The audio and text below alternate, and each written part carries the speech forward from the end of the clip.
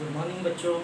तो आज हम एक बीएससी थर्ड ईयर का सेम फिफ्थ का एक नया टॉपिक लेने जा रहे हैं। उसका नाम है इलेक्ट्रोकेमिस्ट्री 1। बीएससी थर्ड ईयर में फिफ्थ सेम में इलेक्ट्रोकेमिस्ट्री के 3 पार्ट है। उसमें से पहला पार्ट हम आज डिस्कस करने वाले हैं। उसमें हम पढ़ने वाले हैं उसका इंट्रोडक्शन कि इलेक्ट्रोकेमिस्ट्री क्या होता है। बाद में हम पढ़ेंगे what is mean by the electrical conductance. उसमें हम पढ़ने वाले हैं कि कंडक्टर किसे बोला जाता है और इंसुलेटर और नॉन कंडक्टर। उसके बाद हम पढ़ेंगे types of conductor. There are 2 different types of conductors here we have to discuss.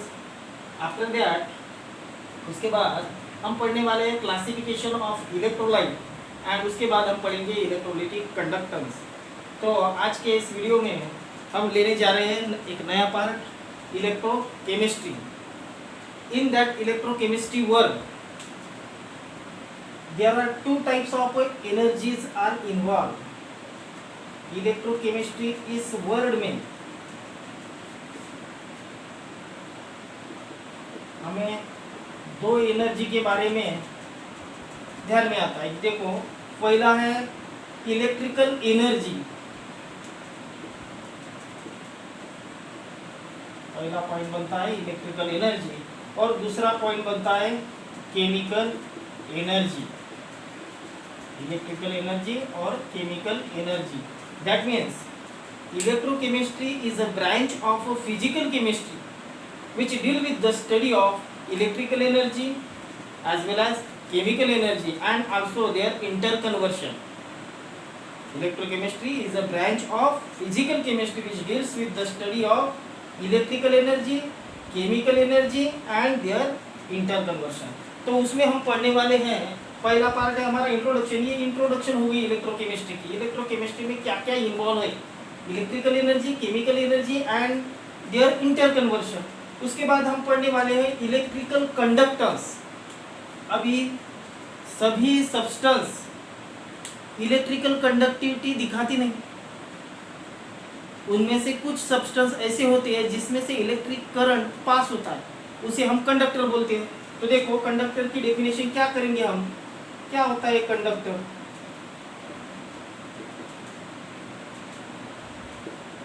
The substance through which the passage of electric current, the substance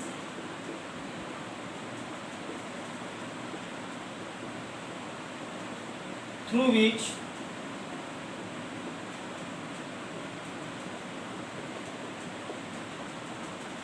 the passage of electricity or electric current, the substance through which the passage of electric current is a pass, the passage of electric current is a pass is known as a conductor. हम conductor किसको बोलेंगे, जिस substance में से वो चाहे metal हो या कोई सॉल्यूशन हो, जिस सब्सटेंस में से इलेक्ट्रिक करंट पास होती है हम उसे बोलेंगे कंडक्टर। फॉर एग्जाम्पल, अगर हम यहाँ पे सिल्वर लेते हैं Ag और सिल्वर बोलेंगे, सिल्वर, कॉपर, एल्यूमिनियम, ये ऐसे सब्सटेंस है जिसमें से इलेक्ट्रिक करंट पास होता है, इसलिए हम उसको बोलेंगे कंडक्टर। अभी नॉन कंडक्टर क्या होता है, तो the substance through which the passage of electric current is not pass. The substance through which the electric current, the passage of electric current is not pass. यानी कि हमको डेफिनेशन को थोड़ा सा चेंज करना है। पास अगर होता है इलेक्ट्रिक करंट तो कंडक्टर, और अगर नॉट पास यानी इलेक्ट्रिक करंट अगर पास नहीं होता है तो उसको हम बोलेंगे नॉन कंडक्टर। नॉन कंडक्टर, और हम उन्हीं को बोल सकते हैं इंसुलेटर। नॉन कंडक्टर और इंसुलेटर, उनमें कौन से सब्सटेंस आएंगे, तो वुड, लकड़ी में से इलेक्ट्रिक करंट पास नहीं होता। रबर में से भी इलेक्ट्रिक करंट पास नहीं होता। वैक्स, हम ऐसे कई उदाहरण ले सकते हैं जिनमें से इलेक्ट्रिक करंट पास नहीं होता। तो ये सब आ जाएंगे हमारे नॉन कंडक्टर में और इंसुलेटर में। तो देखो हमने इंट्रोडक्शन में पढ़ा था electrical energy, chemical energy and their inter conversion is takes place in the study of electrochemistry. उसके बाद हम पढ़ रहे हैं इलेक्ट्रिकल कंडक्टर्स। उसमें हमने पढ़ा कि कंडक्टर किसे बोला जाता है, जिसमें से इलेक्ट्रिक करंट पास होता है वो कंडक्टर, और जिसमें से इलेक्ट्रिक करंट पास नहीं होता, for example would, rubber, wax, इनमें से इलेक्ट्रिक करंट पास नहीं होता। तो ये हो गए हमारे इंसुलेटर और नॉन कंडक्टर। तो कंडक्टर में भी कई दो प्रकार हैं। अभी कंडक्टर में दो प्रकार कौन से हैं? तो हमने एक वर्ड बोला था कि कंडक्टर मेटल हो सकता है या कोई सॉल्यूशन। तो उस आधार पे हम इनका क्लासिफिकेशन कर रहे हैं कि कंडक्टर के दो प्रकार कौन से हैं। तो पहला रहेगा, अगर हम मेटल यूज करते हैं तो ये होगा मेटेलिक कंडक्टर। अगर हम कोई सब्सटेंस और उसका सॉल्यूशन अगर यूज कर रहे हैं, कोई साल्ट लिया और उसका सॉल्यूशन लिया, जिस साल्ट में से इलेक्ट्रिसिटी पास होती है उसे हम इलेक्ट्रोलाइट कहते हैं। इसलिए इस कंडक्टर का हम दो प्रकार से क्लासिफिकेशन कर रहे हैं, मेटेलिक कंडक्टर, और सेकंड प्रकार रहेगा हमारा इलेक्ट्रोलिटिक कंडक्टर। अब ये मेटेलिक कंडक्टर क्या होता है हम देखेंगे। मेटेलिक कंडक्टर यानी कोई भी मेटल हो जो सॉलिड स्टेट में हो, क्योंकि one of the metal which is present in the liquid state वो है मर्क्यूरी, नहीं क्या? तो हम क्या बोल रहे हैं यहाँ पे, मेटेलिक कंडक्टर हम किसको बोलेंगे? Metal act as a conductor. That means for example हम ले रहे हैं सिल्वर, कॉपर, एल्यूमिनियम। ये जो पदार्थ है सिल्वर, कॉपर, एल्यूमिनियम, इनका अगर हम रॉड लेते हैं और उसमें से इलेक्ट्रिक करंट पास होती है तो हम इन सभी एलिमेंट्स को और इनके रॉड को मेटेलिक कंडक्टर बोल सकते हैं। यानी कि the metallic substance which have tendency to pass the electric current through them without undergoing any change, without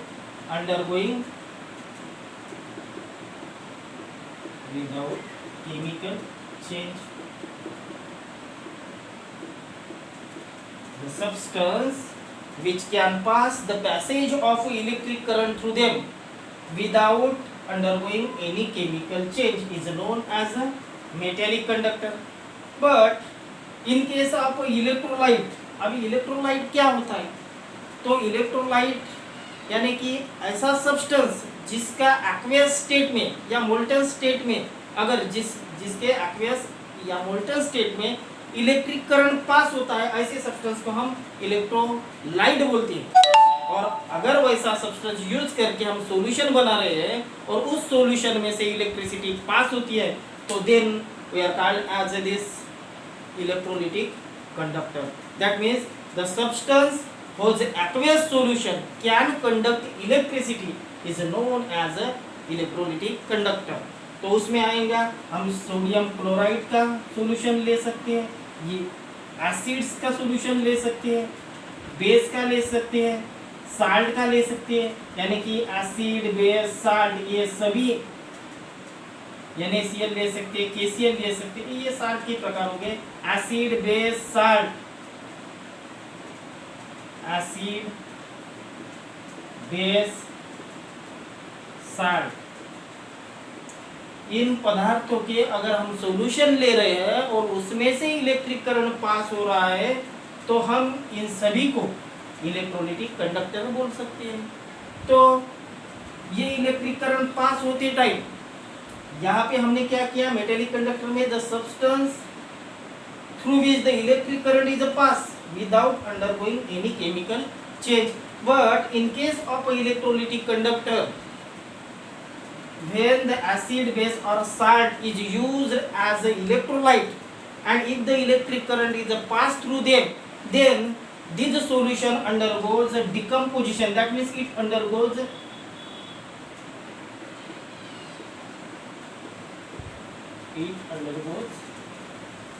chemical change. It undergoes chemical change. इसमें केमिकल चेंज नहीं होता, इसमें थोड़ा सा केमिकल चेंज होता है। कौन सी प्रोसेस होती है यहाँ पे, कौन सी रिएक्शन होती है, तो इनका ये सॉल्यूशन का डिकम्पोजिशन होता है। इसलिए ये दो मेटेलिक कंडक्टर और इलेक्ट्रोलिटिक कंडक्टर में ये मेन डिफरेंस रहेगा। इसमें विदाउट केमिकल चेंज ये कंडक्शन करता है, इसमें केमिकल चेंज होता है, कंडक्शन। तो हम उसके बाद हम पढ़ने वाले हैं, ये हो गया हमारा इंट्रोडक्शन देखा हमने, इलेक्ट्रिकल कंडक्टर्स देखा, उसके बाद टाइप्स ऑफ कंडक्टर देखे, मेटेलिक कंडक्टर और इलेक्ट्रोलिटिक कंडक्टर। मेटेलिक कंडक्टर के एग्जाम्पल लिखे यहाँ पे इलेक्ट्रोलिटिक कंडक्टर के एग्जाम्पल लिखे। यहाँ पे एक बात अच्छे से बताइए कि यहाँ पे जो कंडक्शन होता है विदाउट केमिकल चेंज, और यहाँ पे जो कंडक्शन हो रहा है इलेक्ट्रिसिटी का, it undergoes chemical change, that means it undergoes decomposition reactions. उसके बाद हम पढ़ने वाले हैं कि ये दो कंडक्टर में डिफरेंस क्या है। तो अभी हमने पढ़ा है मेटेलिक कंडक्टर,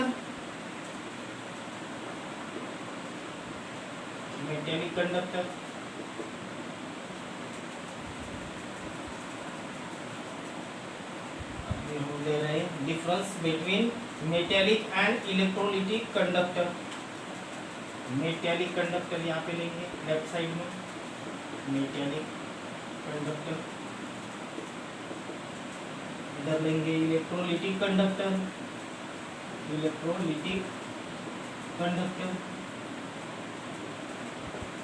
अभी मेटेलिक कंडक्टर में क्या बोला था हमने, the substance which can pass the passage of electric current without the substance which can pass electric current without undergoing any chemical change, without, let me say the substance can pass electric current, the substance can pass electric current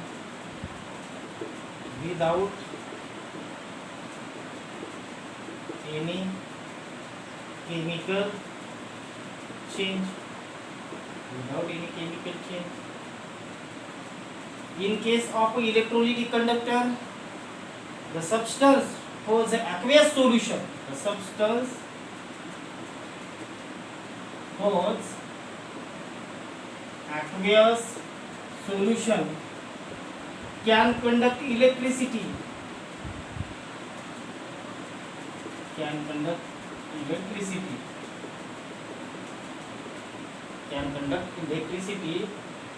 with chemical change,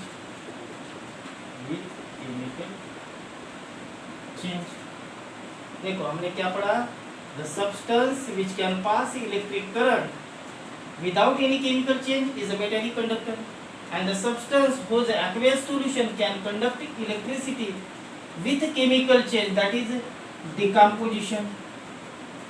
यहाँ पे क्या हो रहा है, decomposition हो रहा है। हम सेकंड पॉइंट ले रहे हैं,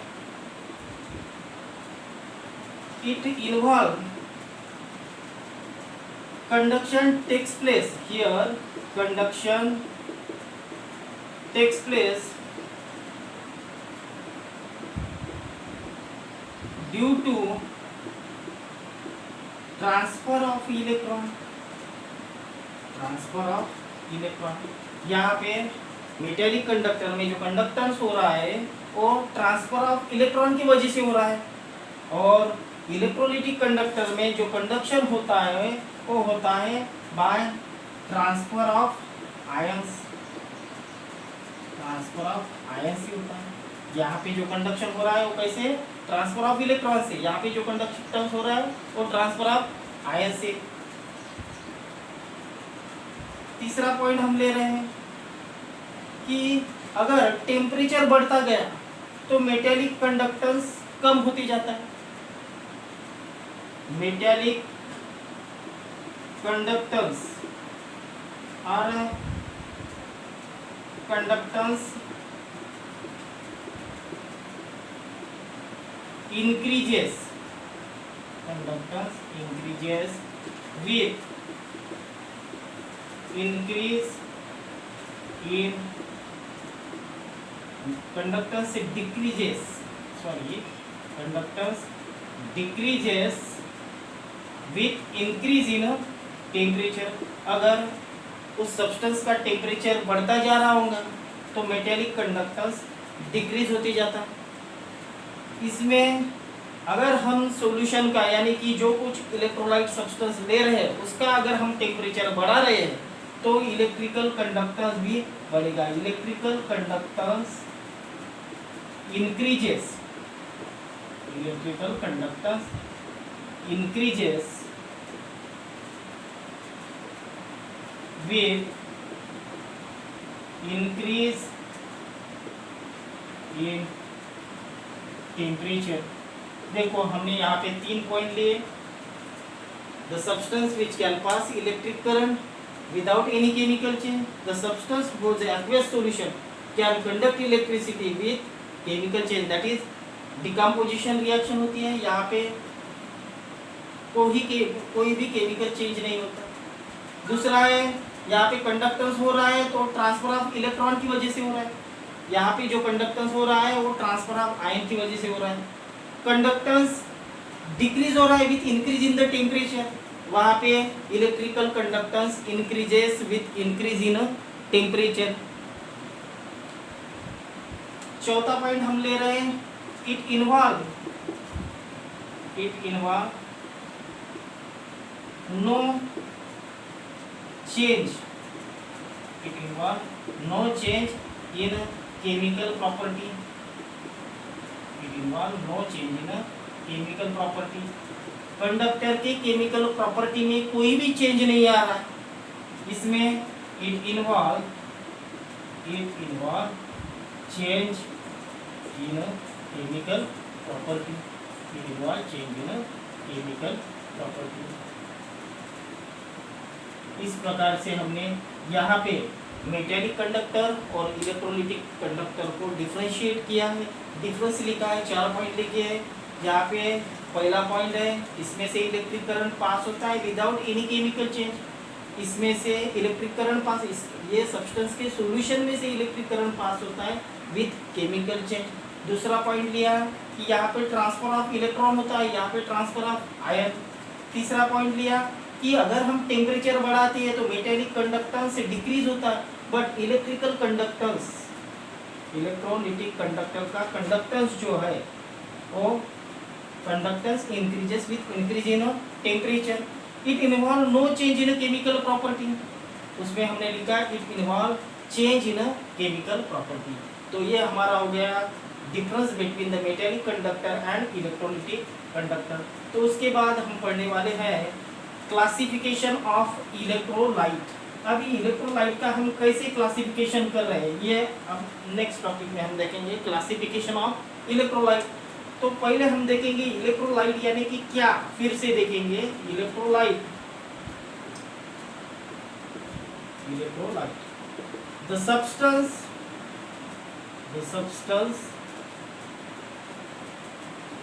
holds aqueous solution,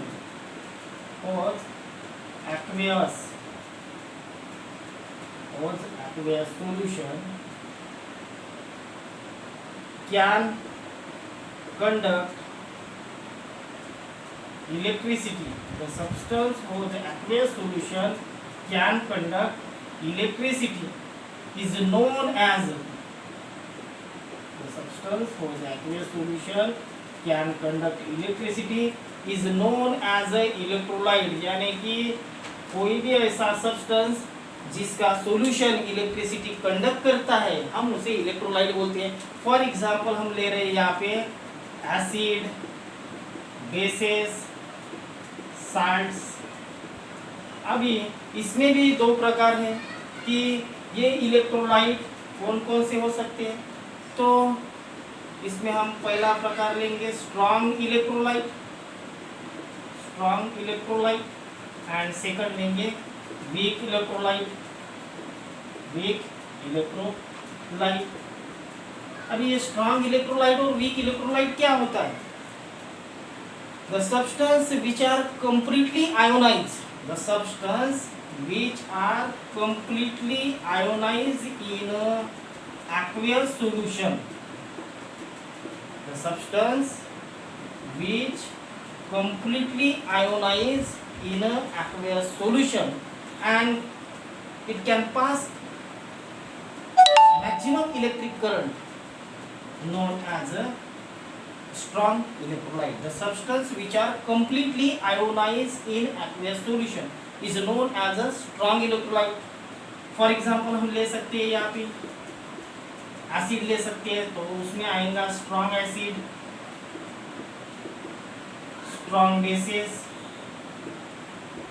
strong acid and strong bases, और साल्ट लाइक NaCl, KCl, ये जो साल्ट है और स्ट्रॉन्ग एसिड और स्ट्रॉन्ग बेसिस है उसके एक्वेस सॉल्यूशन में कंप्लीटली आयोनाइज होते हैं और मैक्सिमम इलेक्ट्रिक करंट प्रोवाइड करते हैं, इसलिए हम उसको स्ट्रॉन्ग इलेक्ट्रोलाइट बोल सकते हैं। और वीक इलेक्ट्रोलाइट कौन सा रहेगा? The substance which are slightly और लेस आयोनाइज, स्लाइटली और less ionise, the substance which are slightly or slowly or less ionized is known as a weak electrolyte. उसमें हम ले सकते हैं weak acid, weak bases, weak acid, weak bases. For example हम यहाँ पे ले सकते हैं NH4OH, ammonium hydroxide, acetic acid, CH3COH, ये ऐसे एसिड और बेसिस है जो स्लाइटली और लेस आयोनाइज होते हैं और जिनके सॉल्यूशन से इलेक्ट्रिक करंट पास होता है मगर थोड़ा सा, इसलिए हम इनको वीक इलेक्ट्रोलाइट बोलते हैं। The substance which are slightly और less ionise is known as a weak electrolyte, for example weak acid, weak bases. तो इसके बाद का जो टॉपिक बचा है इलेक्ट्रोलिटिक कंडक्टेंस, उसमें हम पढ़ने वाले हैं रेजिस्टिविटी, कंडक्टिविटी। तो आज के लिए यही पे हम रुकते हैं और आगे का पार्ट नेक्स्ट वीडियो में लेंगे। Thank you.